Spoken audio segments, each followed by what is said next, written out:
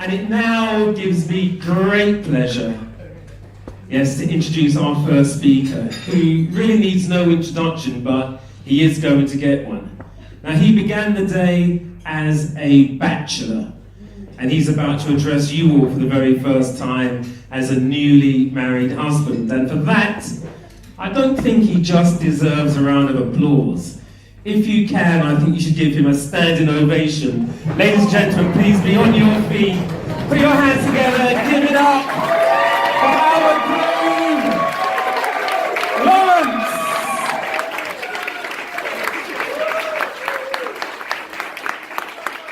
All right. You can sit down, it's all right. So hello. I'm sorry, I'm going to take probably a couple of minutes. It won't be very long because I'm shitting my pants a little bit. It'll be fine. Sorry for the swearing in that, kids. Don't tell your mum. So I did have about 20 minutes planned out, and I wrote an awful lot down. But most of it was based on train and dad jokes. So I stripped it out, and that lost about 95% of the word count. So now I've got like 2 or 3 minutes. Anyway, the very first thing I want to do is thank all of you, every single one of you, from the bottom of our hearts for turning up today. It really means everything to us that you're here to share this day with us, especially a Thursday.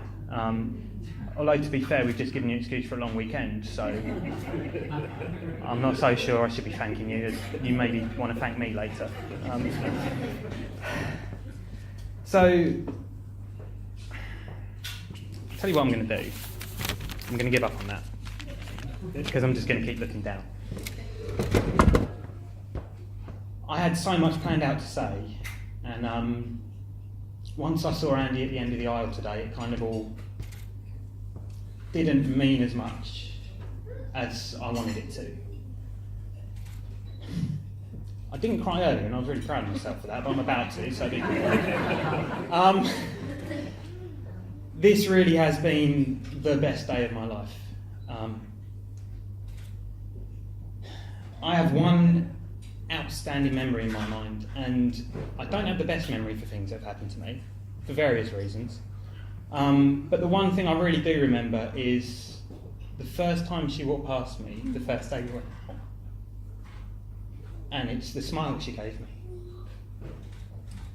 And that has been stuck in my head ever since we met. And now that has been replaced by...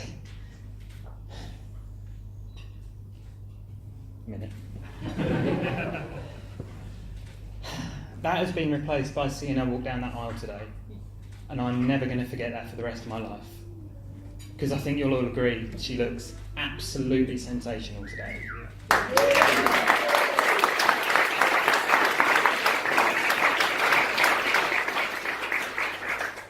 I cannot be prouder and happier to be standing next to you and to say that you're my wife. I still can't quite believe that. First off, that you put up with me. Because most of you know how much I speak, even if you don't want me to. I didn't think I'd say much, and you've given me a microphone, and look what's happened. So,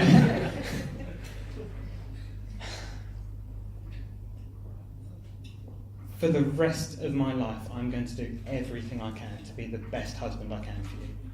Because I love you so much.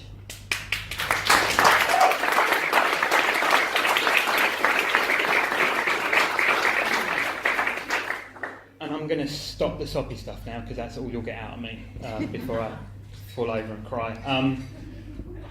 Thanks to every single one of you for being here today, and thank you for every single person that helped put on this incredible day for us. From the venue to that incredible cake, which I've barely got up close to look at yet, to even people who were just handing us words of encouragement. I would name you all, but I probably can't remember all your names. So thank you, every single one of you. I really do love all of you, and we both do.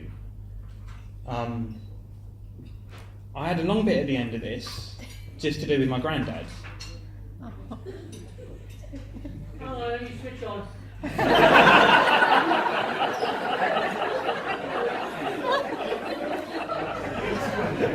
Because I thought to myself, There are very few times in my life I'm ever going to be stood in front of people with a microphone and he's not going to be able to say anything back to me.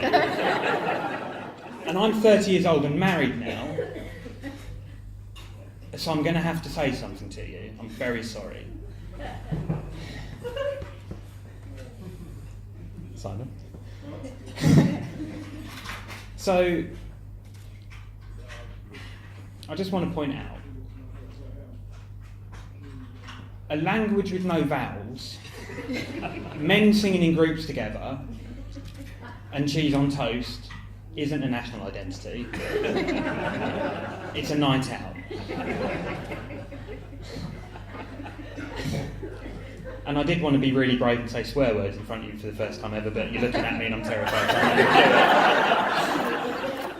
Anyway, that'll do for me because I've talked way more than I really thought I would. I'm going to hand you over to my best man, and the man who wants no introduction.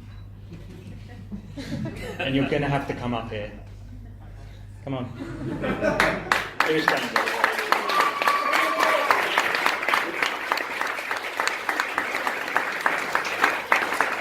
do it? That was terrifying. That is just what I needed to hear. But you'll be fine, yeah? But, I mean, first of all, you know more people in the room than I do, so if you think you were terrified... I know some of them. Don't be offended if Laurence doesn't remember your name later when you talk to him, by the way. It's just because he only knows some of you. Anyway, when Laurence and Andie first asked me to be their best man, Laurence did so stating because they thought I'd hate it and therefore it'd be funny. I hadn't really understood what they meant until the bit when he just turned around to me and then offered me this microphone. So yes, I generally hate it. Thank you. So, like Laurence, I mean, Laurence was round mine last night before we left for the hotel this morning. And the very first thing we did as soon as we cracked open a beer when he came round was both get our speeches out and rewrite them at least 2 times, because we both decided that whatever we could say was not really going to capture the moment anyway. So I'm not even going to get the piece of paper out of my pocket. There's 3 pages in my pocket I'm not even going to look at. There are some words on them. I can't remember any of them, but that's probably for the best. My first concern about the speech was that it would be too short. My other concern was that it would be terrible, but at least if it's terrible, it's going to be short. So that should be fine.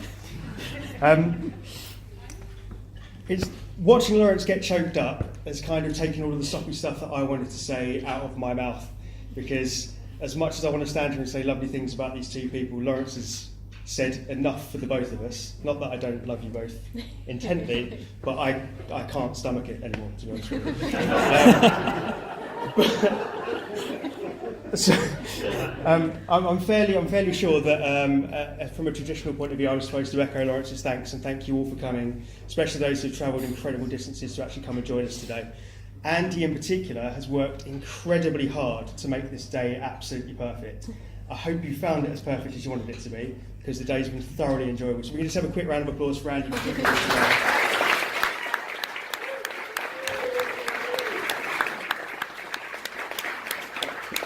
I know for a fact that Laurence helped, but I'm pretty sure Andie was the director of all of it anyway.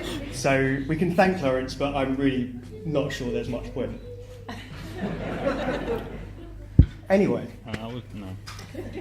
Again, I'm not going to stand up for too long. We both agreed that we're going to keep this nice and short, because now that we've all eaten, everyone wants to go and have a bit of a drink, and some people are going to want to dance. That's not going to be me. So if anyone wants to come and try and make me dance later, don't. I'm going to go and find the darkest corner I can to hide in later, so that nobody can find me. I'll tell you what. I'll tell you a little story, unfortunately, because Mr. Ellis just brought that up. Laurence gave us very, very few jobs as groomsmen. They trusted me to take care of a few things as best man. I did them adequately. If I was giving myself a report, they didn't go wrong. But he gave us very, very few things to do other than that. One of which was to turn up with black shoes, and the other was black socks. Yep. Everything else was taken care of. Now, I was panicking so much this morning about remembering the rings, because I thought Andie would kill me if I didn't bring the rings, and I'm infinitely more scared of Andie than I am of Laurence. Which, That's true, right? we just heard his speech, we can understand why, bless him. I forgot my shoes, but I only remembered when we got here. And so we had to drive into town to buy some, into Epping. to find the one shop that sold men's shoes, to find the one pair of black shoes in that shop that did not have tassels on them, and for me very urgently to say to the guy, ring him up, I'll take him, doesn't matter, I'm in a rush, and for him to then give me a £205 bill for said shoes. So I do have a slight request for the rest of the evening. If everyone could stay away from me, we'll give like a metre radius. Don't step on my shoes, don't spill anything. I've got to try and return them. Because I've never, ever shaken so much handing over a card. And I'm pretty sure it's the first time in my life I've actually ever said, I will have a receipt. Because, I mean, I think we're doing all right at the moment. They've actually got some sort of like weird leather diamond pattern on the back as well. So before you bring that up to me later, I know I look like a twat.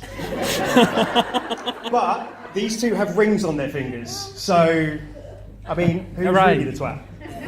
It's still me. It's definitely still me. See, the thing, if I didn't tell that story, you were all going to hear it later anyway from various people. So at least if I get it out there first, it's fine. It's not a problem. I'm pretty much going to sack the rest of it off because You've gone on a while. How long has it been 3 minutes? Is anyone timed? Like 15 or something. Yes. Okay. Well, in which case, I will just ask you all again to raise some alcohol in front of your faces, aim it towards your mouths, and join me in toasting our lovely bride and groom. Bride and groom. Thank you. Oh, well, ladies and gentlemen, we've had two fantastic speeches. One from our hero, Laurence, and the other, our dancing man, Lewis.